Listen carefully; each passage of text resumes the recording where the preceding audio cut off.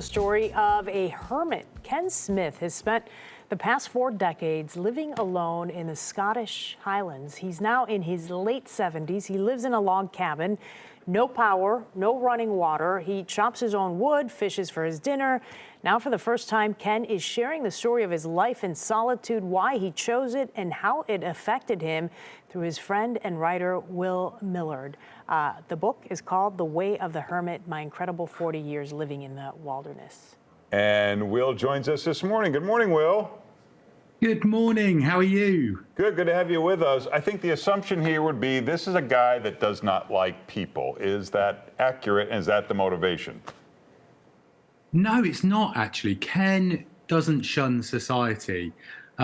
He actually really does like people. It's just that he chooses to meet them on his own terms. And if he's given any preference, he'd rather be alone and in nature. All right, so walk me through his days for the last 40 years. So he wakes up in the morning, kind of what happens on a given week? Well, I mean, he has quite a strict routine, it has to be said. So he'll wake up in the morning, he'll cook himself a little bit of breakfast, maybe some leftovers, a trout from the loch from the night before, some of the vegetables that he might have grown in his own garden, and then it's all about chopping wood.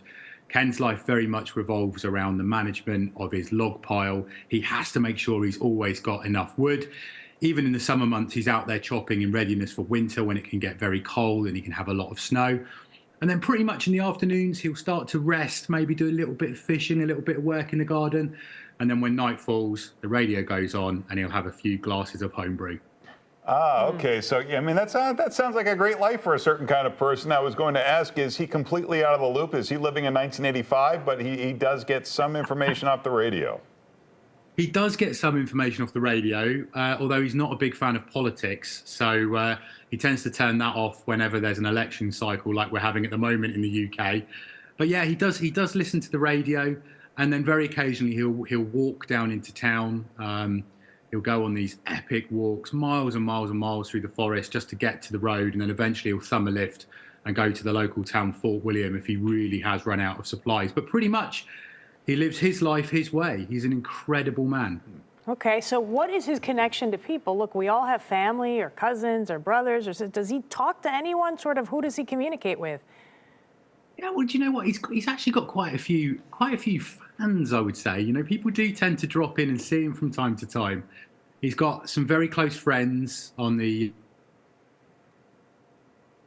Oh, he just froze up for a second. Maybe we can jiggle the who's he what's it and get him back on the... Oh, there we go. There he is. Sorry, Will, you kind of froze up there. You were saying that he does have some friends and relationships, maybe? Yeah, he does. So, I mean, he's got friends within the deer stalkers, you know, the hunters that will go out into that remote part of Scotland to go and hunt the deer. They'll drop in on him. I mean, now in his senior years as well, he is leaning on people a lot more.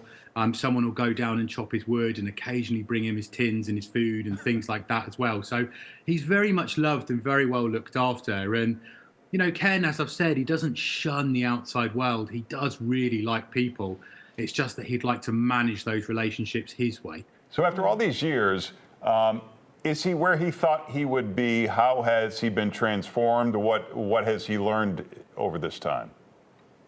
Yeah, you know, I think one of the major things that you think about with Ken when you read his life story is that, you know, he came to be living in this log cabin and in this way after a really vicious assault that happened to him when he was a very young man after a night out.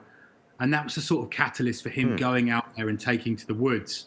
You know, but I think that if you ask Ken now how he would reflect when he looks back, is he would say to people, listen to the little hermit within, learn to appreciate the things that are around you, the finer details, the wildlife, the joy to be had from growing your own food.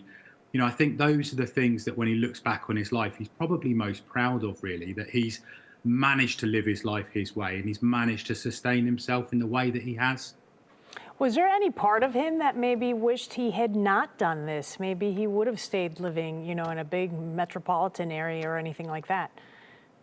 No, I don't think so. No, not at all. But one of the things that is interesting about Ken, you know, compared to a lot of people that you meet that might live in that way, is that he doesn't lecture people about it. You know, he doesn't say, oh, I've made the perfect decision and this is the way everybody should be living. He's very self-aware. He understands that he is different and that is a way of life that works for him, but might not work for other people. He says at the end of his book that, it is sad that he's not had a partner that maybe he could have had children with. But on the other hand, he would have known, given the way he does choose to live, that for someone to make that level of sacrifice, that could lead to them being quite unhappy. So that's quite reflective, really. Right. Excellent. Well, the book is The Way of the Hermit, My Incredible 40 Years Living in the Wilderness. And you can get more at Will's website. Follow him on social media. Thank you, Will. Thank you so much, guys. Have a good day. You too.